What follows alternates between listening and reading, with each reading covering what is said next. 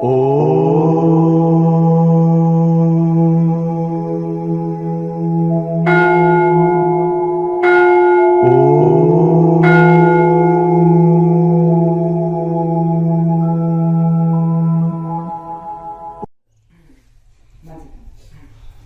Class చేశారా?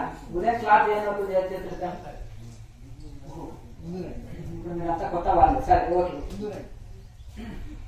ఈ యొక్క క్రియాయోగంలో మనకు, ఎందుకంటే ఇది ఋషి పరంపర నుంచి వచ్చింది, ఉపనిషత్తు పరంపర, ఋషి పరంపర. ఇందులో చెప్పిన ముద్రలు అన్ని కూడా మనకు ఉపనిషత్తుల్లో ఉంటాయి.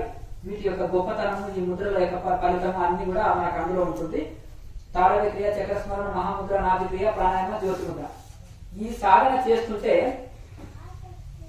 కొందరికి ప్రథమంలో మొదటి దీక్షలోనే, మొదటి కోర్సులనే వాళ్ళకి క్రియా పరవస్థ అందుకునే శక్తి అంటే ఇస్తుంది. క్రియా పరవస్థ అందుకునే యొక్క సామర్థ్యము ఈ మొదటి కోర్సులనే ఉందని లాయర్ మాస్టర్ చెప్తారు. ఏది చేయకుండా కూడా మొదటి దాంట్లోనే మనం క్రియా పరవస్థ అంటే నిర్వికల్ప సమాధి స్థితి అందుకునే స్థితికి తీసుకెళ్ళి వెళ్తుంది. మనకు ఈ 6 ముద్రలు వేసి తప్పకుండా ధ్యానం చేయాలి. ధ్యానం చేయకపోతే మరి లాభం లేదు. ధ్యానం కూడా చేయాలి తప్పకుండా. మనని అంతర్ముఖం చేస్తుంది. ఈ ప్రాణాయామం అనేది ఏం చేస్తుంది అంటే మనల్ని టోటల్ గా మనల్ని అంతర్ముఖం చేసేస్తుంది. అంతర్ముఖం చేసినాక ఇంకేం చేయాలి? ధ్యానం చేయాలి. అప్పుడు నిశ్చల ధ్యానం కుదురుతుంది. మనసు ఇట్లా చెల్లించకుండా నిశ్చల ధ్యానం కుదురుతుంది. మనం ఈ క్రియ చేయకుండానే ధ్యానం చేసినాం అనుకోండి, ఒక మత్తులోకి వెళ్ళిపోవడము, నిద్రలోకి వెళ్ళిపోవడము జరుగుతుంది సాధ్యమైనంత వరకు. అట్లా సాధన మనం చక్కగా చేస్తున్నప్పుడు సాధనల నుంచి కూడా ఒక రకమైన వైరాగ్యం పుడుతుంది అంటారు పతంజలి మహర్షి. వైరాగ్యంలోకి వెళ్ళి సాధన కుదురుతుంది. సాధన తీవ్రంగా సాధన చేసుకుంటే కూడా ఆ సాధనలకు వెళ్ళి కూడా ఇంకొక వైరాగ్యం దృఢమవుతుంది. అంటే రాబోయే యోగ విఘ్నాలు, ధ్యాన విఘ్నాలు ఇవన్నీ మనం ముందే తెలుసుకోగలుగుతాం. దీనికి సంబంధించింది వివేక ఖ్యాతి పెరుగుతుంది. దీని వలన వివేక జ్ఞానం పెరుగుతుంది. పెరిగి తర్వాత ఇంకా గొప్ప గొప్ప బ్రహ్మజ్ఞానులకు వివేక ఖ్యాతి అంటారు పతంజలి మహర్షి. అందుకనే వివేకానందాన్ని అందుకనే పెట్టుకొని ఉంటారు నరేన్. ఆ పేరు ఎందుకు పెట్టుకున్నారంటే ఆయన పతంజలి సూత్రాలు కంఠస్థం. చికాగోలో కూడా మొదటి ఉపన్యాసం ఆయన పతంజలి సూత్రాల మిన్నే ఇస్తాడు. ధ్యానం అంటే ఏంటిది, ఎట్లా చేయాలి, ఏంటిది అనేది చేస్తాడు. కనుక వివేక ఖ్యాతి అంటే వివేకంలో ఖ్యాతి అంటే భవిష్యత్తునే అంత 200 సంవత్సరాల కిందిది కూడా అంచనేసే శక్తి యోగికి కలుగుతుంది. అది వివేక ఖ్యాతి అంటారు. అందుకనే బ్రహ్మంగారు 700 సంవత్సరాల కింద జరగబోయే కాలజ్ఞానాన్ని రాశారు ఆ వివేక ఖ్యాతి ద్వారానే. 200 సంవత్సరాల ముందు అడ్వాన్స్ ఆలోచిస్తాడు ఒక జ్ఞాని. దాని వలన లోకంలో పిచ్చోనిలాగా కనిపిస్తాడు. కొన్ని అతని అంచనాలు అలా ఉంటాయి. ఏదైనా కార్యం మొదలు పెట్టినప్పుడు అంత ముందు చూపు ఆలోచించేటోళ్ళని పిచ్చోడే అంటది లోకం. భౌతిక రంగంలో కూడా పిచ్చోడే అంటది. ఒకసారి రిలయన్స్ కంపెనీ ధీరుభాయ్ అంబానీ గారు అన్నారు 25 సంవత్సరాల కింద, స్కూల్ పిల్లలు, కూలి వాళ్ళు, లేబరు అందరూ కూడా ఫోన్లు వాడతారు. ప్రతి ఒక్కరు అంటే 2000 రూపాయలు, 2500, 1500 రూపాయలు బిల్లు కడుతున్నాము. కూలివాడు ఎట్లా కడతాడు, స్కూల్ స్టూడెంట్ ఎట్లా కడతారు బిల్లు? ఇది ఈయనకు మెంటల్ లేచింది. అడ్వర్టైజ్మెంట్ కు ఇట్లా ఏదో వేస్తున్నారు అన్నారు. అంటే అతను 25 సంవత్సరాల ముందు అడ్వాన్స్ పరిస్థితులను ఆలోచన చేసి ఈ ఫోన్ బిల్లులు ఎంత తగ్గిపోతాయో, పిల్లలకి ఎందుకు పెడుతున్నారు ఫోన్లు తల్లిదండ్రులు? ఏదన్నా బర్త్డే ఫంక్షన్ ఏదైనా అని ఫ్రెండ్స్ పిలిచారు, వీడి తన ఫోన్ లేదు, సడన్ గా వెళ్ళాడు. పిల్లవాడు ఏమైందని తల్లిదండ్రులు టెన్షన్ పడతారు. అంతేనా కదా? అప్పుడు నేను మా ఫ్రెండ్ వాళ్ళది ఫంక్షన్ లో ఉన్నాను, కొద్దిగా లేట్ వస్తానని చెప్పింది అనుకో, పిల్లలు అమ్మ నాన్నకి చెప్పారనుకో, టెన్షన్ ఏం లేదు, 1 గంటకు లేట్ వస్తాను ఏం పర్వాలేదు బాబు అని. లేకపోతే టెన్షన్ పడతారు కదా. అందుకని అందుకోసమని అందరూ ఇప్పుడు ఫోన్లు. ఒకప్పుడేమో ఊరికి వెళ్ళాడులే 1 వీక్కి వస్తాడని, లేట్ అయితే 10 సార్లు ఫోన్ చేసి చెప్పాలి మేము ఎంత టెన్షన్ పడ్డాము. అంటే అంత నిగ్రహ శక్తి తక్కువ ఉంది ఈ కాలం వాళ్ళకి. పోయిండులే ఊరికి వెళ్ళిండు 1 వీక్ లో వస్తాడులే అని అనుకునేవాళ్ళు పూర్వం. ఇప్పుడు భోజనం చేయకుండా నేను వెయిటింగ్ చేసిన ఇంత టైంలో ఎట్లా వచ్చారు మీరు అని ఇంకా గొడవలే జరుగుతాయి. అంతేనా కదా? ప్రతిదీ ఒక రెస్పాన్సిబిలిటీ పెరిగింది ఫోన్ల వల్ల. ఒక ఇంతకు మంచిదే కానీ అయితే అట్లా అంచనా భౌతిక రంగంలో ఈయన అంచనా వేస్తే కూడా పిచ్చోడే అంటారు. మరి ఆధ్యాత్మికంలో కూడా వాళ్ళు అంచనా వేసి అట్లా ముందే భవిష్యత్తుని అంచనా వేసి అలా వాళ్ళు చెప్పగలుగుతారు. రానున్న పరిస్థితులని కానీ, రానున్న ఇది కానీ అలాగే రానున్న దుఃఖాన్ని కూడా ముందే తెలుసుకుంటాడు, కానీ తప్పించుకోనికే ప్రయత్నం చేయడు. రమణ మహర్షి ఉందనుకోండి, ఆయన వీపు క్యాన్సర్ని తప్పించుకోనికే ప్రయత్నం చేశాడా? వచ్చినాక దాన్ని ఏమైనా ట్రీట్మెంట్ చేసి తొలగించుకోవాలని చెప్పాడా? లేదు కదా.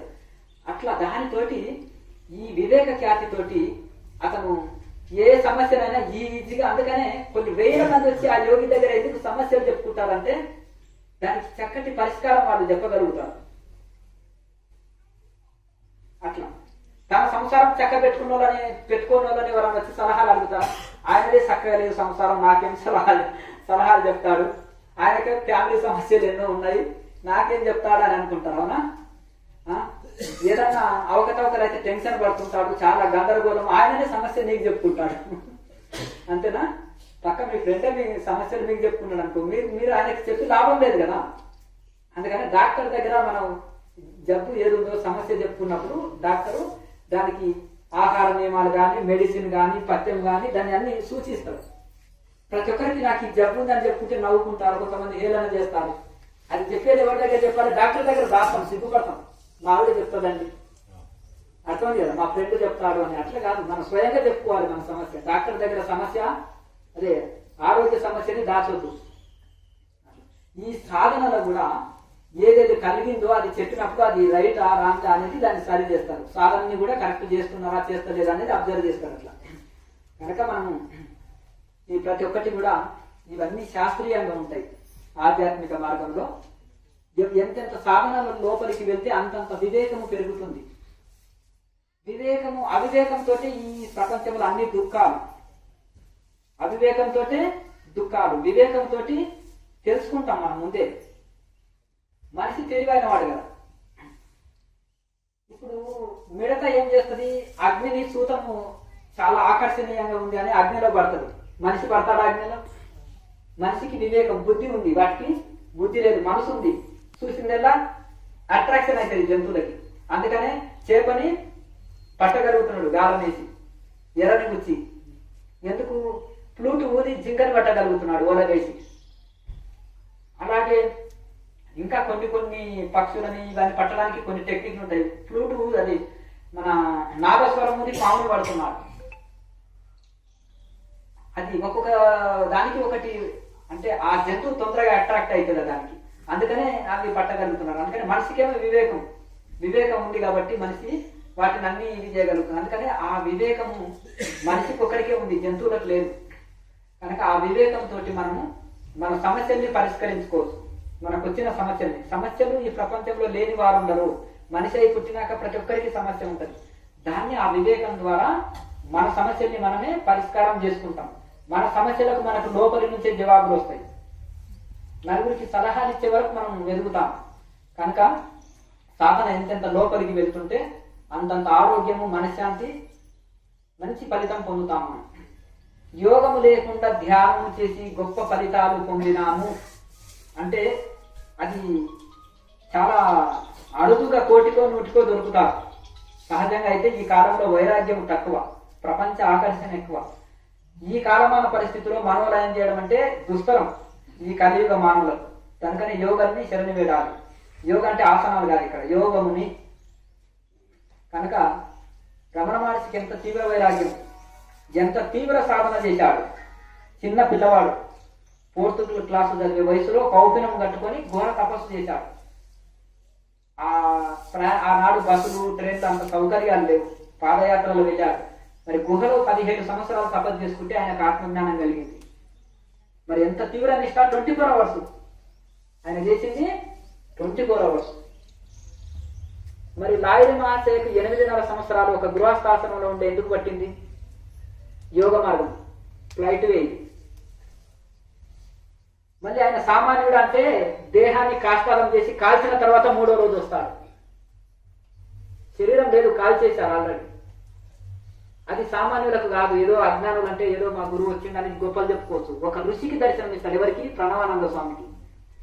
2 శరీరాల సాధు స్వామికి. అటువంటి వాళ్ళకు గొప్ప గొప్ప వాళ్ళకి రామ్ గోపాల్ మంజుదారు, అలాగే బాదురి నాగేంద్ర బాదురి మహాశయ, ఇటువంటి వాళ్ళు గొప్ప, అంటే యోగంలో పరాకాష్ఠ, యోగంలో గొప్ప సిద్ధి పొందిన వాళ్ళకి ఆయన దర్శనం ఇస్తాడు.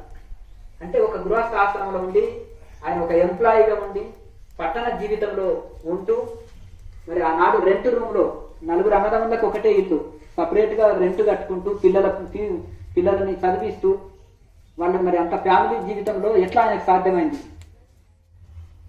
5 రూపాయల నౌకరీ సరిపోకపోతే ట్యూషన్స్ చెప్పేవాడు ధనవంతుల పిల్లలకి. 4-5 భాషలు వచ్చు ఆయనకి. ఆయన చదివింది 5th క్లాస్. కానీ ఆ కాలంలో 5th అంటే చాలా గొప్ప మాటనే. ఆయనకు సంస్కృతం వచ్చేది, బెంగాలీ వచ్చేది, హిందీ, ఇంగ్లీషు అన్నీ వచ్చేది.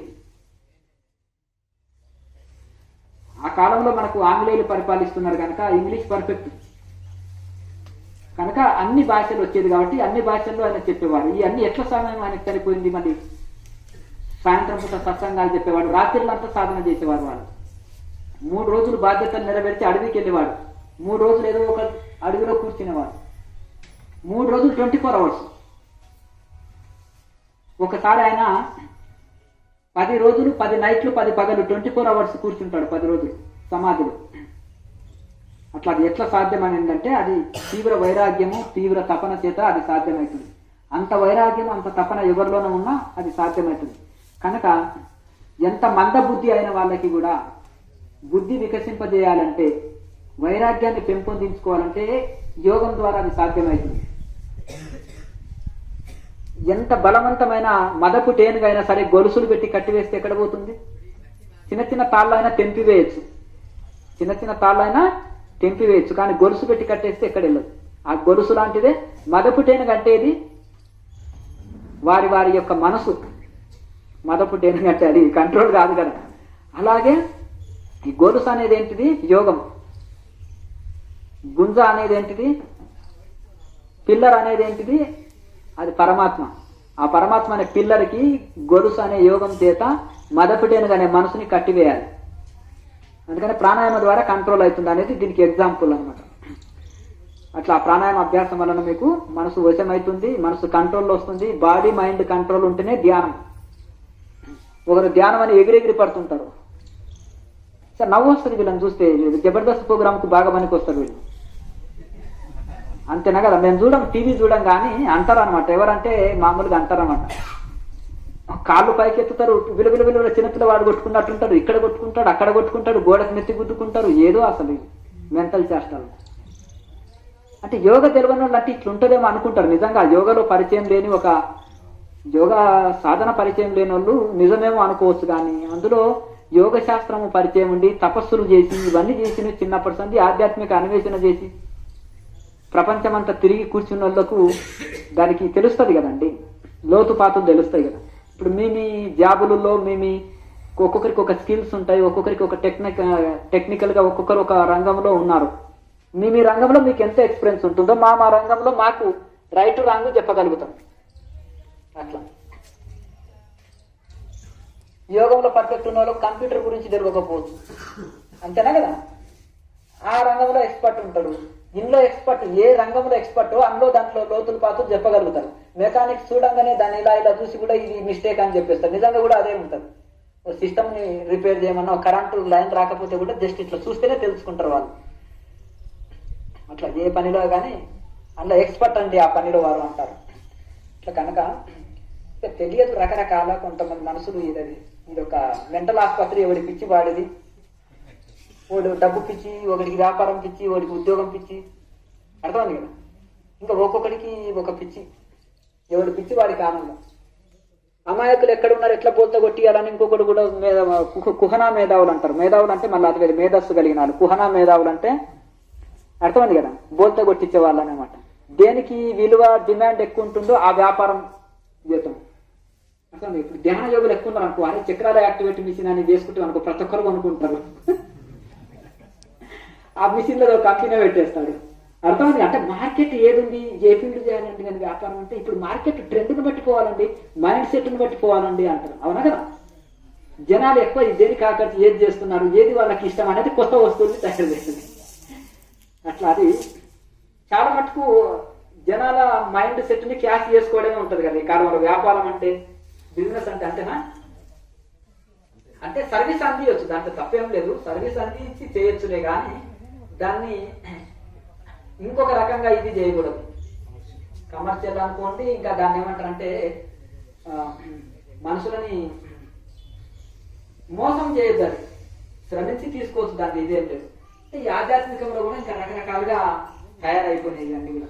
ఋషులు అట్లా లేరు పూర్వకాలంలో, నిస్వార్థపరులు. గురుకులాలు నడిపేవాళ్ళు, ఎంత గొప్ప గురుకులాలు నిస్వార్థంగా నడిపేవాళ్ళు.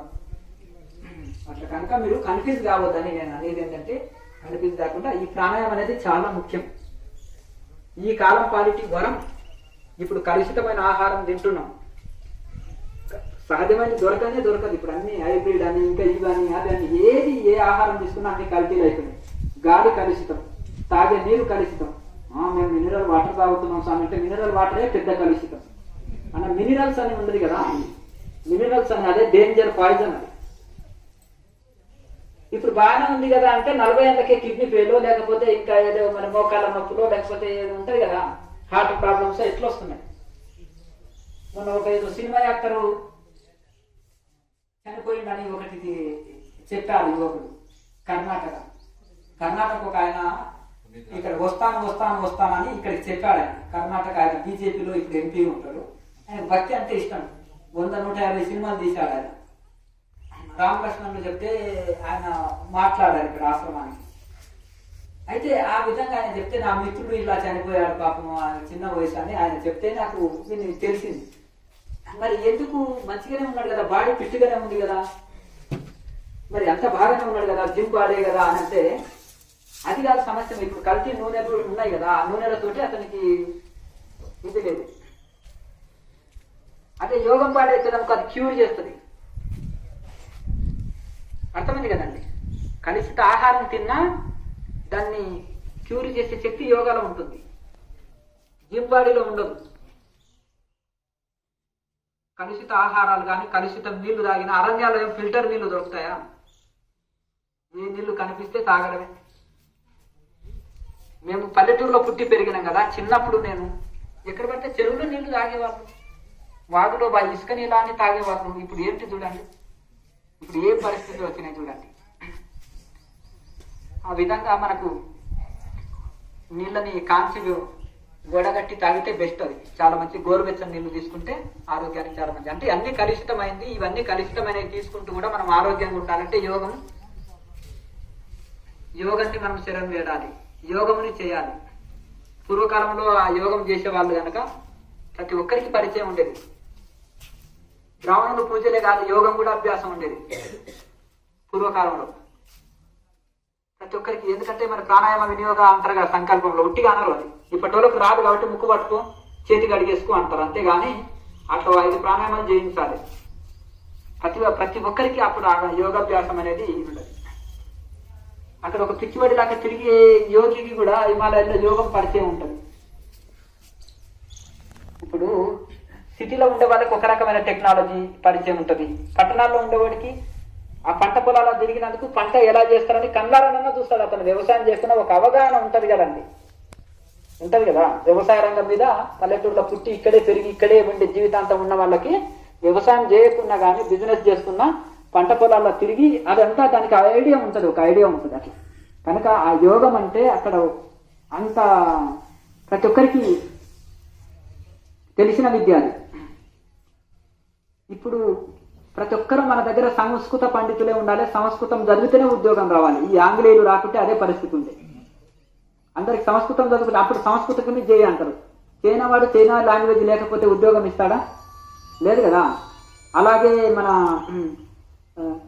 చాలా జపాన్ లాంగ్వేజ్ లేకపోతే ఉద్యోగం ఇవ్వరు.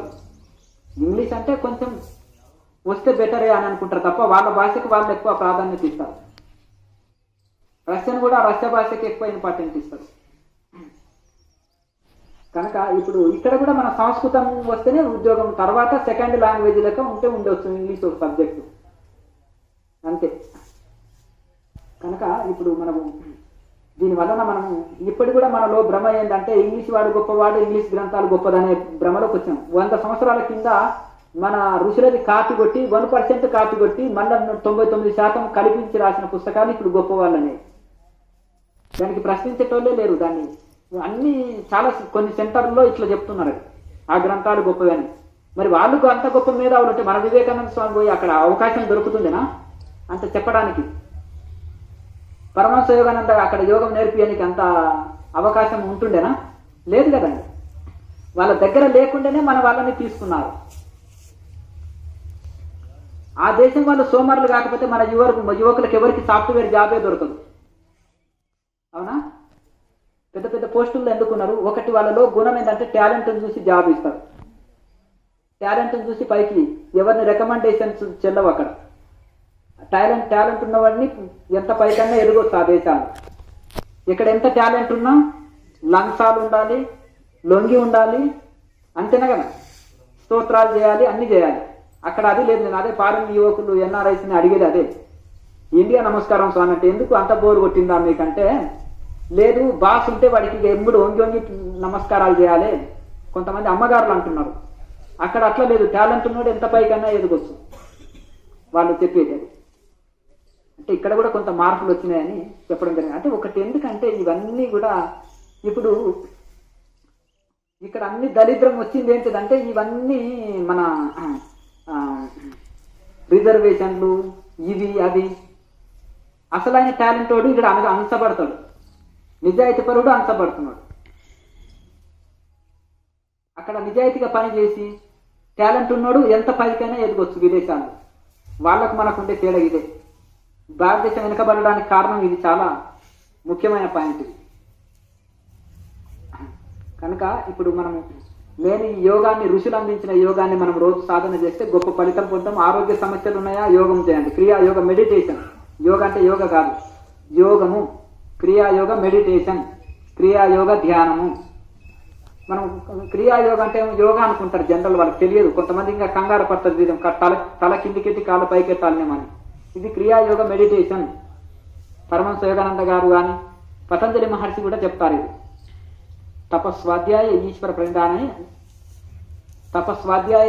ప్రణిధానాన్ని క్రియాయోగ. ఈ క్రియాయోగ మెడిటేషన్ అనమాట. మెడిటేషన్లు చాలా ఉన్నాయి, 190 రకాలు ఉన్నాయి. అన్ని ఫోన్లు ఉన్నాయి. ఐఫోన్కు ఒక బ్రాండ్, అదొక బ్రాండ్. బెంజ్ కారు ఒక బ్రాండ్. దేంట్లో కానీ ఒక దాంట్లో కొన్ని బ్రాండ్ ఉంటాయి. కనుక అందులోనే ఇవి కూడా మనకు ఇది ఒక సైంటిఫిక్గా ఉండేది. ఋషులు మునులంతా ఆచరించింది. భగవద్గీతలో ఎన్నో శ్లోకాలు ఉన్నాయి. ఉదాహరణకి ఉత్తర గీతలో ఉన్నాయి.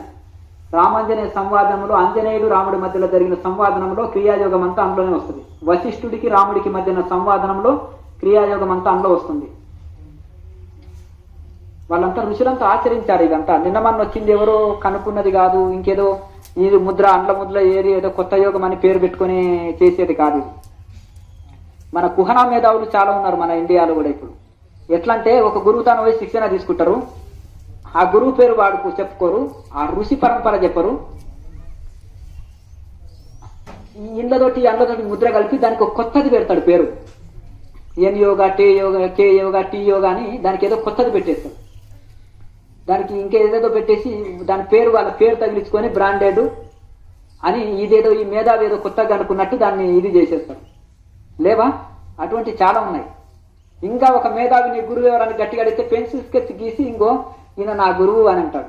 ఇంకొక మేధావేమో కళలో వచ్చి దీక్ష ఇచ్చాడు నాకు అంటాడు. కళలో దీక్ష ఏంటిదంటే ఇప్పుడు రాముడికి కృష్ణుడికే ఒక స్వయంగా గురువు ఉన్నాడు, అంతేనా కదా? కృష్ణుడికి లేరా సాందీప మహర్షి, వశిష్ఠ మహర్షి లేదా రాముడికి? మరి రాముడు హనుమంతునికి విద్య ఇవ్వలేదా? వశిష్ఠుడిని కానుంచి శక్తి, పరాశరుడు, ఇవన్నీ గోవింద గౌడపాదులు, శంకరాచార్యులు, ఇట్లా పరంపర ఉంది కదండి, గురు పరంపర. అందుకనే గురు పరంపరకి చాలా ముఖ్య ఇంపార్టెన్స్ ఇస్తారు. ఒకరికి పిల్లనివ్వడానికి ఏం చేస్తారు? గోత్రం ఏంది, సూత్రం ఏంది, ఇదేంది అదేంది అని అడిగి అన్ని కుదిరితేనే కదా ఇచ్చేది. ఆ కాలంలో కూడా ఒక గురు పరంపరలో ఉండి ఎవరు అనేది గురు పరంపర లేకపోతే ఏంటి చెప్పండి? వాడికి కులం లేదు, గాలికి పెరిగాడు అనాథ. వాడికి ఎందుకు పిల్లనియొద్దంటే వాడు డ్రగ్స్కు, గంజాయి, వాడు ఏదంటే వైన్కు అభ్యాసం ఉంటాడు. వాడు నానా రకాల చీటింగ్, అది ఏమంటారు పిక్ ప్యాకెటింగ్ చేస్తాడు. ఎందుకు? తల్లిదండ్రులు లేరు, పెంచలేదు, వాడికి కులం గాలికి పెరిగాడు రోడ్డు మీద. అనాథకి ఎవరైనా పిల్లనియనికి చూస్తారా? ఇది ఇప్పుడు ఆర్మీలో ట్రైనింగ్ అయిన వాళ్ళకే కదా డాక్టర్ జాబ్ ఇవ్వాలంటే ఈజీ వస్తుందా? టీచర్ జాబ్ ఊరికేనే ఇస్తుందా గవర్నమెంట్? ఒక ఆర్మీలో డైరెక్ట్ ఊరికే ఇంకా పోవచ్చా? 2 రకాలు చూస్తారు కదా, ఎన్ని టెస్టులు ఉంటాయి. అలాగే ఇక్కడ కూడా ఓ గురు పరంపరలో చక్కగా శిక్షణ పొంది అందులో ఇది ఉన్న తర్వాత వాళ్ళ ద్వారా అపాయం జరగదు. ఇచ్చినా శాస్త్రీయంగా శిక్షణ ఇస్తారు, లేదంటే ఒక దగ్గర తపస్సులను ఉంటారు.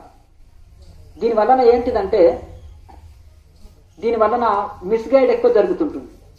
అంటే ఎప్పుడు చెప్తుంటాను నేను, మనసుకు నచ్చినట్టు చేసేవాడు మనుముఖి అంటారు, గురువు చెప్పినట్టు శాస్త్రం చెప్పినట్టు నడిచేవాడు గురుముఖి అంటారు. ఈ రెండు పదాలు ఉత్తర భారత్లో ఎక్కువ వాడతారు, నార్త్ ఇండియాలో ఎక్కువ వాడతారు. సౌత్ ఇండియాలో ఉండే దరిద్రం అక్కడ లేదు. ఇక్కడ ఎవరైనా 2 రోజుల్లో నేను అవతార పురుషుడని క్రియేటివ్ చేసుకోవచ్చు, బ్రహ్మర్షి మహర్షి అని తగిలించుకోవచ్చు, నేనే కలికిని అని ప్రకటించుకోవచ్చు. ఫ్యామిలీ కూడా వదలనక్కర్లేదు. కొడుకుంటే చిన్న కలికి, భార్య ఉంటే కలికమ్మ. అర్థం ఉంది కదా. ఎందుకంటే మళ్ళీ స్వామికి ఫ్యామిలీ ఏంటండి, భార్య పిల్లలని తప్పు పడతారు కదా మనోళ్ళు. ఏంటంటే స్వామి అంటున్నారు అంటే ఆయన అంటే మళ్ళీ అమ్మగారిని కూడా అదే తగిలిస్తారు. మరి పిల్లలు ఏం తినాలి అంటే మళ్ళీ వాళ్ళకు కూడా ఒక పేరు తగిలిస్తారు. అంతనే కదా. శివుడు ఉన్నప్పుడు గణపతి లేదా, శివుడికి పార్వతి లేదా అనేస్తారు. అర్థమైంది కదా. ఇది వీళ్ళ ఫ్యామిలీ మొత్తం అవతార పురుషులే. అర్థమైంది కదా. ఒక ఆయన బాగా పాటలు పాడుతున్నాడు ఈ మధ్యలో. ఏనుగుకు గున్న ఏనుగులు ఉంటాయి చూడండి. ఒక్కడింట్లో ఒక సిద్ధాసనంలో 5 నిమిషాలు కూర్చోలేడు, అది చెట్టు పాటలు తీసుకుంటూ పోతున్నాడు. పెద్ద టీవీ పెట్టుకున్నాడు, 100 ఎకరాలు వైభవం. అదేదో స్విమ్మింగ్ పూల్ శివలింగాలు పెట్టి ఈత కొడుతున్నాడు. ఇలా ఉమ్మి వేస్తే, కాకరికి ఉమ్మి వేస్తే అర్థమైంది. గట్టిగా యూరిన్ వస్తే కూడా అందులో పోసి పడేస్తారు. ఎందుకంటే కంట్రోల్ లేదు, షుగర్ కదా, కంట్రోల్ చేసుకోలేదు. ఆ కాళ్ళ దుమ్ము ఇదంతా కూడా శివుడికి అభిషేకం జరగాలి. శాస్త్ర అడిగేటోడు లేక ఇది ఇట్లా ఉంటుంది. గట్టిగా నిలవకుండా ఒక 100 మీటర్లు నడవలేడు. వయసు ముసలోడు అంటే లేదు, ఎంగు మరి. అర్థమైంది కదా. శరీరం చూస్తే కింటల్, కూతుర్లదేమో ఒక్కొక్క కింటల్. లేవలేరు, కూర్చోలేరు. 4 బట్టి లేవాలి, కూర్చోవాలి. బంగారు సింహాసనాలు, బంగారు పాదుకలు, వాళ్ళంతటా వాళ్ళే మహర్షులు తగిలించుకుంటారు బిరుదులు. అర్థమైంది కదా. ఇంకా అంత మన ఎంత గొర్రెలు ఉన్నారో చూడండి. అతని టార్గెట్ ఏంటంటే తాగి తినేవాడు, బాగా మందు కొట్టి మాంసం కొట్టి తినేవాళ్ళు ఉంటారు కదా, వాళ్ళకి ఒక గురువు కావాలి కదా. మన సాంప్రదాయంలో తినొచ్చు తాగొచ్చు అంటారు. అతను నేను ఒక బాబాని ఫాలో అవుతున్నా, ఆయన తాగేవాడు తినేవాడు అంటారు. ఆ బాబా మన పేర్లు కూడా తీసి ఉతికి ఆడేసేవాడు, నువ్వు అది చేసి చూడు, అప్పుడు నువ్వు ఇది చేయాలి అడిగేటోడు లేక. అర్థమైంది కదా అండి. ఒక ఆయన నీకు వేదం రాదు అని ఒక స్వామి చేయాలని చేస్తే ఒక గురువు తాను నేర్చుకున్నాడు. అర్థమైంది కదా. తర్వాత ఆయనే నా శిష్యుడు అన్నాడు ఈ వేదం. అర్థమైంది కదా. ఆయన 20 ఏళ్ళు గురుసేవ చేసి వేదం నేర్చుకుంటే అర్థమైంది కదా. ఆయన ఇచ్చిన కాపీలని కాపీ కొట్టి ఇంత ఇది ఉంటుంది. ఎందుకంటే డబ్బు ధనం అంత అపాయం చేస్తుంది సభ్యులను. అందుకనే విద్యావివాదాయ ధనం మదాయ శక్తి పరేశాయ పరపీడనాయ కలస్య సాధోర్ విపరీతమేతద్ జ్ఞానాయ దానాయ చరక్షణాయ అని సంస్కృతంలో ఒక మంచి నీతి ఉంది. అంటే దుర్మార్గుల దగ్గర ధనం ఉన్నా, శక్తి ఉన్నా, పలుకుబడి ఉన్నా, భుజబలం ఉన్నా, ఇవన్నీ దుష్ట కార్యాలకు వినియోగిస్తారంట. ధనం ఉందనుకో నలుగురు కన్నీయడానికో, నలుగురిని పీడించడానికో ఖర్చు పెడతారు. శక్తి ఉందనుకో నలుగురు కొట్టడానికి వినియోగిస్తారు. పలుకుబడి ఉందనుకో పలుకుబడిని వినియోగించి సమాజానికి నష్టమే చేస్తారు.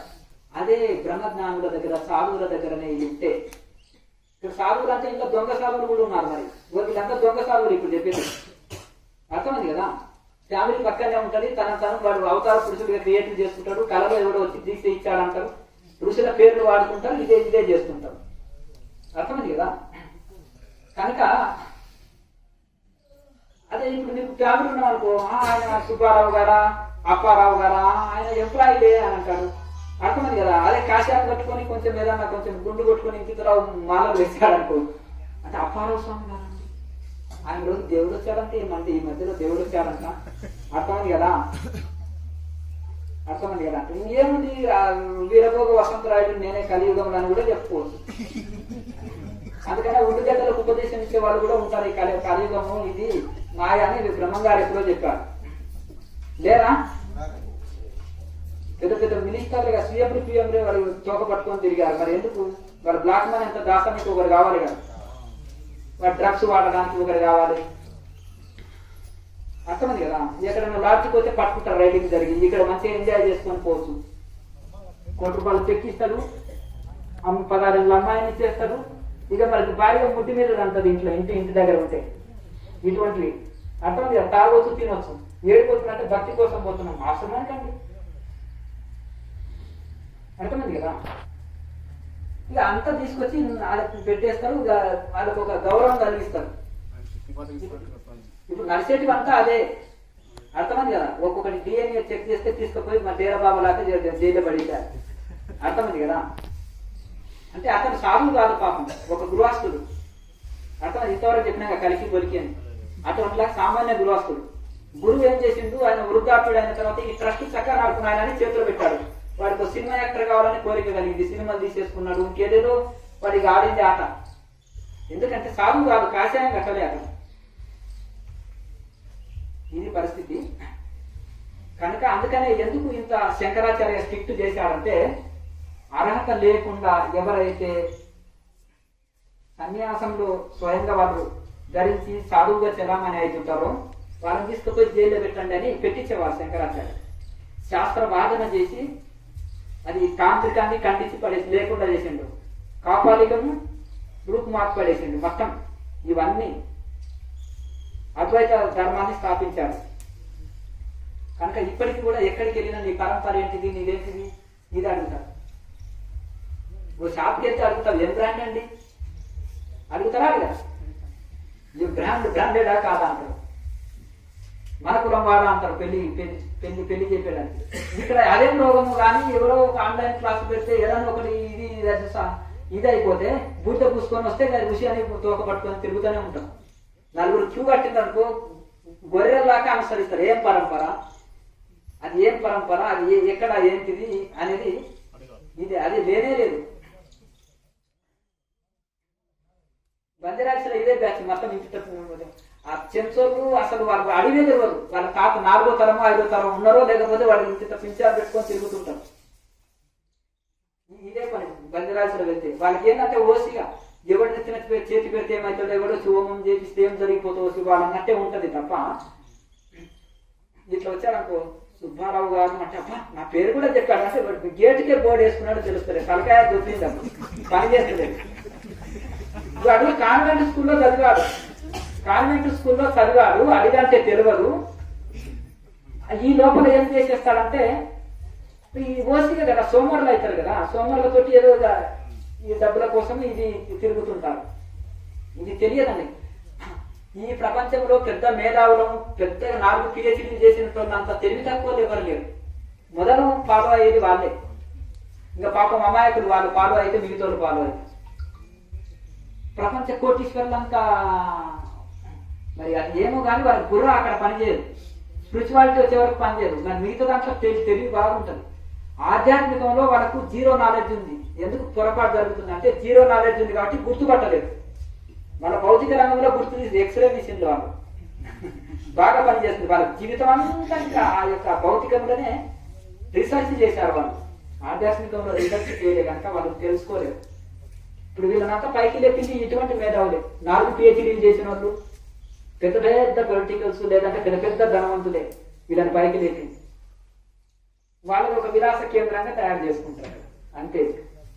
మరి ధనం అంటే ఎవరిదయ్యా అంటే ఆమె యొక్క మధ్య తరగతి వాళ్ళు ఉంటారు చూడు, అది చూసి వీళ్ళు కుప్పలు ఇస్తారు.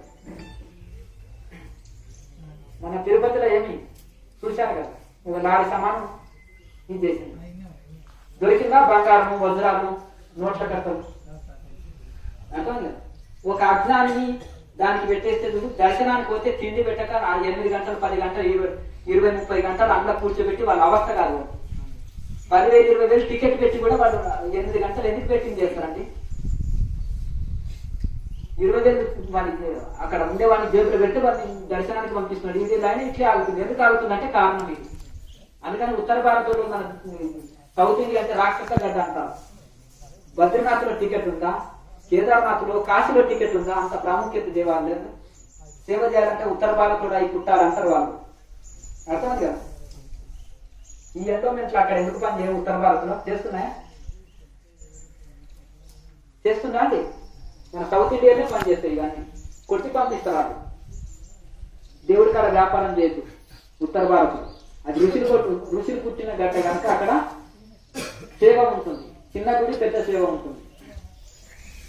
ఇట్లా ఈ ఆధ్యాత్మిక మార్గంలో చాలా చాలా మోసాలు. ఇంట్లో ఉండేదంతా ఎండ ఉండదు.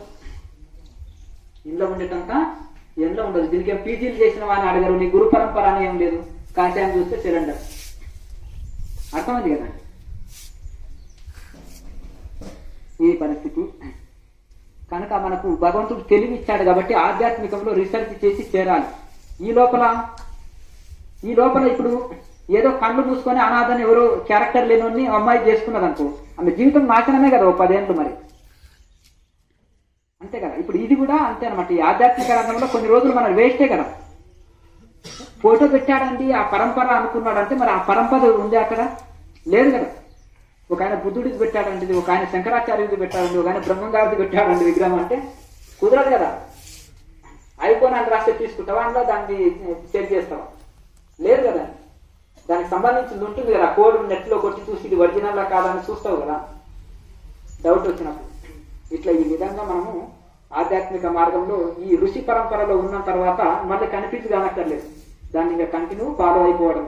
మనం క్రియాయోగ ప్రకారంగా తాళవిక్రియ, చక్రస్మరణ, మహాముద్ర, నాభిక్రియ, ప్రాణాయామం, జ్యోతిముద్ర ఈ 6 ముద్రలు వేసి ధ్యానం చేస్తే మనోలయం వెంటనే జరిగి సమాధి స్థితి కలుగుతుంది, సమస్త రోగాలు పోతాయి, మనశ్శాంతి కలుగుతుంది, మోక్షం లభిస్తుంది. ఇవేమి లేకుండా నేను నాకు ఇది చేయలేను అని అనుకున్నారు అనుకోండి, నిద్ర వస్తుంది ఏమి చేయకుండా కూర్చుంటే.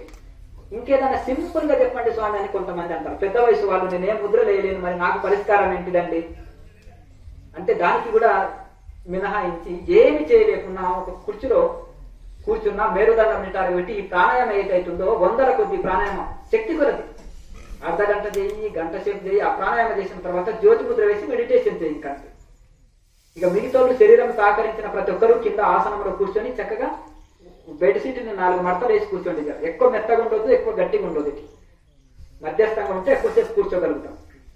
ఇప్పుడు సోఫాలు అయినాయి, వెనకటి చాపాలు వేసేవాళ్ళు, ఇప్పుడు ఇట్లా చాపాలు వేసినాక వెనకటి చాపాలు వేసేవాళ్ళు, ఇప్పుడు సోఫాలు అయిపోయినాయి. ఫారినర్స్ కింద కూర్చోలేదని వాళ్ళ సోఫాలు అభ్యాసం.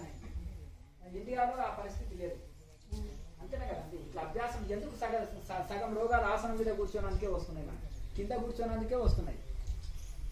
మీరు కింద ఆసనంలో కూర్చోండి, ఉట్టిగా కూడా అభ్యాసం చేసుకోండి. రోజు రోజు రోజు తినేటప్పుడు టీవీ చూస్తున్నా కానీ, పుస్తకం చదువుతున్నా కానీ, ఎక్కడైనా కూర్చోండి. మీ షాప్లో వ్యాపారమైన పెద్ద కూర్చొని సింహాసనం లాగా వేసుకొని ఇట్లా ఆసనం మీద ఇట్లా కూర్చోండి. మీరు సిస్టమ్ మీద కూర్చున్నా ఇట్లా కూర్చొని ఎత్తులో కరెక్ట్గా పెట్టుకొని వర్క్ చేయండి. కాలు మార్చుకోండి అప్పుడప్పుడు, ఆసన సిద్ధి కలుగుతుంది, మంచిది ఆరోగ్యానికి. 72,000 నాడులు శుద్ధి అవుతాయి సిద్ధాసనంతో. బాడీలో స్ట్రెంగ్త్ ఏర్పడుతుంది, మనోబలం, ఆత్మబలం కలుగుతుంది. చాలా అద్భుతమైన శక్తివంతమైన శరీరం తయారవుతుంది.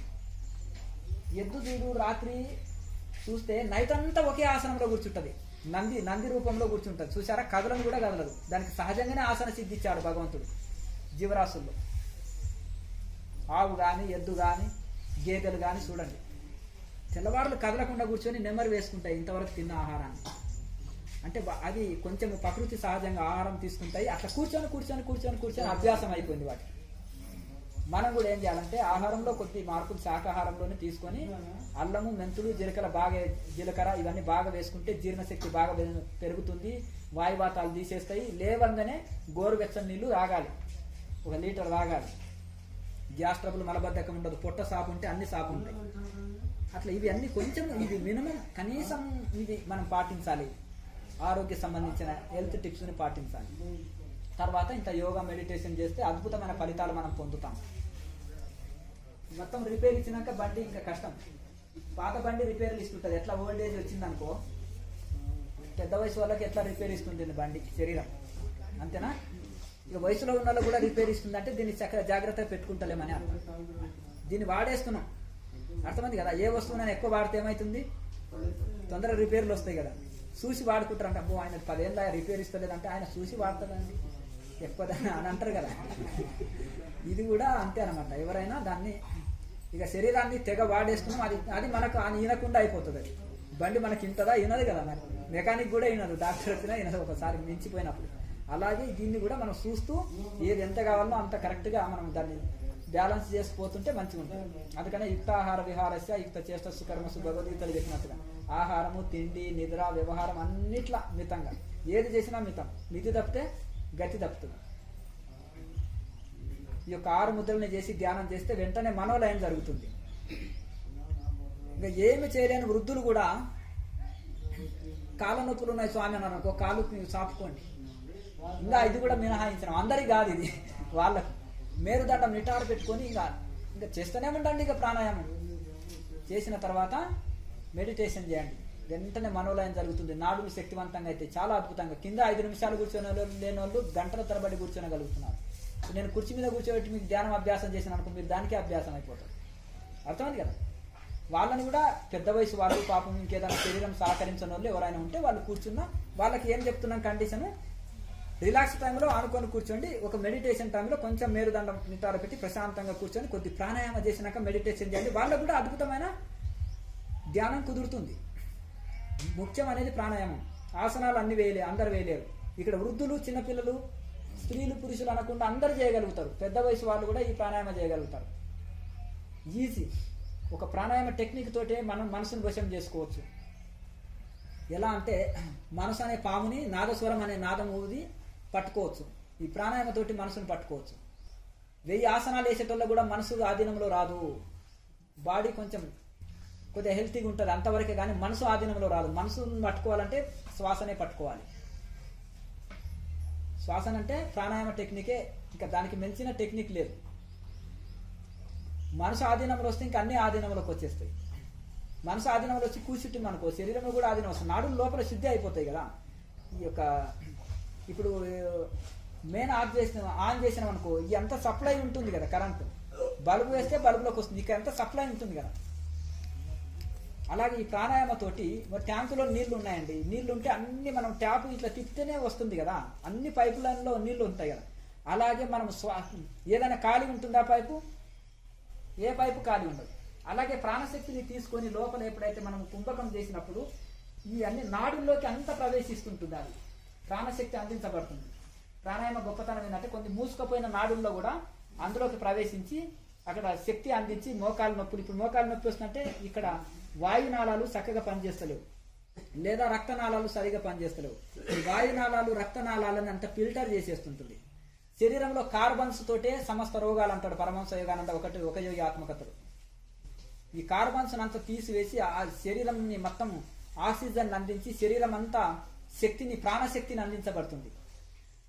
మలినాలు, కార్బన్స్ అంటే మలినాలు, ఆ మలినాలను అంతా తీసుకొచ్చి ఈ ప్రాణశక్తిని అందిస్తుంది. మొత్తం శరీరం అంతా ప్రాణశక్తిని జీవ అణువులతోటి. ఇప్పుడు కొంతమందికి ఏముంటారంటే రకరకాల అందులో ఉండే జీవాణువులు చనిపోతుంటాయి, కొత్త ఉత్పత్తి కావు, నానా రకాల సమస్యలు వస్తుంటాయి. ఆ జీవాణువులతోటి మన శరీరం అంతా కూడా ప్రాణశక్తితోటి కార్బన్స్ అంతా పోయి ఈ మలినాలు, శరీరంలో ఉండే మలినాలను తీసేసి ప్రాణశక్తితోటి శరీరం అంతా నింపేస్తుంది. కనుక శరీరం శక్తియుతంగా ఉంటుంది, ఆరోగ్యంగా ఉంటుంది అన్నమాట. ఇప్పుడు ఆ ప్రాణశక్తి శరీరంలో సరిగా లేనందుకే మనకి ఇన్ని సమస్యలు. అలాగే మనకు ఈ కార్బన్స్ తోటి, మలినాలతోటి శరీరం నిండినందుకే ఇక్కడ నొప్పి, అక్కడ నొప్పి, నానా రకాలుగా ఇది ఉంటుంది. ఎంతటి పొట్ట ఉన్న వాళ్ళు కూడా కరెక్ట్ ఒక 6 నెలలు, 1 సంవత్సరం కరెక్ట్ ప్రాణాయామం చేస్తే 20-30 కేజీలు తగ్గొచ్చు. నేను చెప్పిన కండిషన్ ప్రకారం మొత్తం శరీరంలో నీరు తీసేస్తుంది. అంత గొప్పతనం ఉంది ఇందులో ప్రాణాయామాలు. వాతం తీసేస్తుంది, కఫరోగాలు తీసేస్తుంది. శరీరంలో నాడులు శుద్ధి కావడం వలన అంత శరీరం శక్తివంతంగా తయారవుతుంది. రోజు వైరాగ్యంతో చేయండి, ఎంత బెనిఫిట్ పొందుతారో చూడండి. మీరు మీ శరీరం, చిన్నపిల్లల శరీరం ఎంత ఉంటుంది, ఎంత తేలిక ఉంటుంది, వాళ్ళకి ఎంత చకచక పరిగెత్తుతారో, ఎంత యాక్టివ్గా ఉంటారు చిన్నపిల్లలు, అంత యాక్టివ్గా తయారవుతుంది మీ శరీరం కూడా తేలికగా. రెగ్యులర్గా సాధన చేయండి. మోస సాధన చేస్తే ఆరోగ్యం సెట్ అయిపోతుంది, మనశ్శాంతి కుదురుతుంది, సంకల్ప శక్తి పెరుగుతుంది, మనం ఏమైనా చేయగలుగుతాం. ఈ యోగం చేస్తే గొప్ప బెనిఫిట్ ఉంది. కానీ మనము కేవలం పగటి కథలతో ఉండదు, ఏదో బుక్స్ చదివో ఉపన్యాసాలతో ఏం వదలదు. భూమిలో నీళ్లు ఉన్నాయంటే బోర్ వేసో తీసుకురావాలి నీళ్ళని. వెన్న ఉంది పాలలో అంటే దాన్ని తోడు వేసి పెరుగు చేసి చిలికితే వెన్న వస్తుంది. ఈ తనుగులో తత్వం ఉంది, ఆత్మతత్వం. దాని వెలుగులోకి రావాలంటే మదన చేయాలి ప్రాణాయామతో. అది లేకుండా మనము అనుభూతి పొందలేము. తనువ పుట్టు తరువున అలలంబు, తరువ పుట్టు దదిని కృతం, పెరుగులో అక్కడక్కడ. ఈ విధంగా మనకు దీనితోటి సాధ్యం కాంతి లేదు మనకు.